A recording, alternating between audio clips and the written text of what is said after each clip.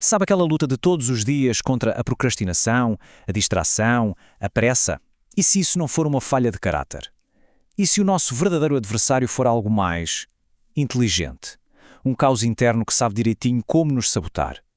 Essa frase do material de origem é o nosso ponto de partida.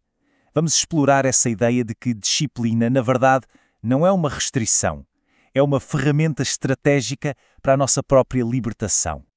Ok, vamos mergulhar nisso. Para entender melhor, a nossa história nos apresentou Henrique. Ele sente completamente perdido na própria bagunça interna. Uma sensação que, olha, talvez muita gente conheça bem. E esse inimigo tem nome, viu? O material o chama de Cybermem. E não é só um pensamento aleatório, não. É uma voz interna que tem um plano. E ela usa disfarces muito, mas muito convincentes. Às vezes, o Cybermem soa como um amigo, sabe? Aquele que entende.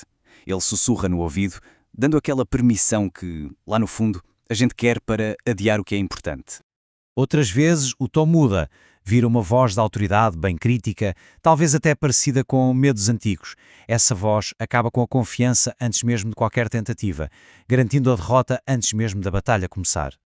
E talvez o disfarce mais perigoso de todos é quando ele soa exatamente como a nossa própria voz. Ele desvia o foco com coisas que parecem inofensivas, tipo só mais uma coisinha rápida, mas que no fim nos tiram completamente do caminho. Então, qual é a saída? A estratégia do doutor na história não é ficar batendo boca com essa voz, é torná-la irrelevante. E como se faz isso? Seguindo umas regrinhas simples. Um procedimento que basicamente desarma o impulso.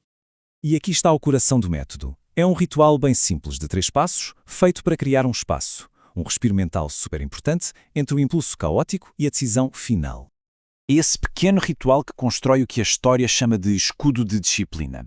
Ele pega essa ideia de autocontrole, que parece tão abstrata, e transforma numa ferramenta prática que dá para usar todo o dia. Certo, agora vamos ver esse escudo em ação. E não é em qualquer lugar não. Vamos ver como ele se sai num ambiente de altíssima pressão, um lugar projetado exatamente para tentar quebrá-lo.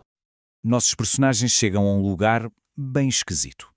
Um tipo de shopping center bizarro, comandado por uma entidade chamada o Colecionador de Troféus, que vende a promessa de soluções fáceis e imediatas. O colecionador mostra 4 portas bem tentadoras, cada uma prometendo um atalho. E isso aqui é genial porque ilustra perfeitamente a escolha que temos que fazer. Ou reagimos ao barulho e às exigências do caos, ou encontramos um caminho mais quieto, mais pensado. A principal arma do colecionador é criar uma urgência que não existe. É pura tática de pressão, feita para forçar uma decisão por impulso, um erro. E a pressão vai subindo, claro. Começa uma contagem regressiva, criando o que a história chama de pane de atenção. É um estado mental projetado para forçar uma escolha rápida e, muito provavelmente, a escolha errada. E bem na hora em que a armadilha parece que vai funcionar, algo totalmente inesperado quebra aquele caos todo. O cronómetro da pressa simplesmente trava.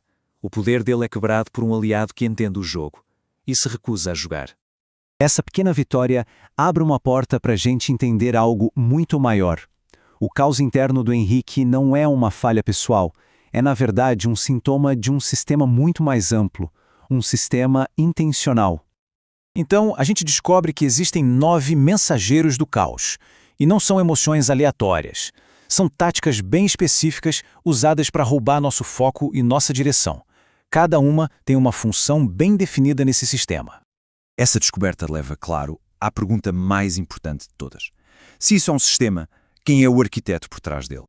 Rastreando os sinais desse caos, eles chegam na origem, um lugar no mapa da cidade dimensional conhecido como Estação Âncora.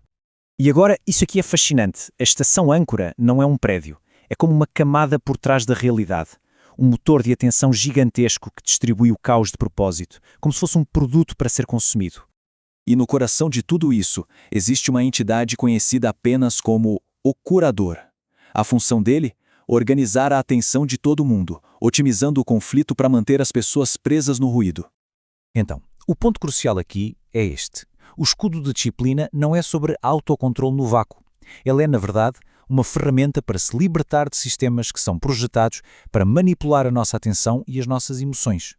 E para fechar, a análise termina com uma última mensagem bem arrepiante, vinda do próprio sistema. Uma mensagem que nos deixa pensando. Enquanto a gente aprende a lutar contra o caos, o que será que o caos está aprendendo com a gente?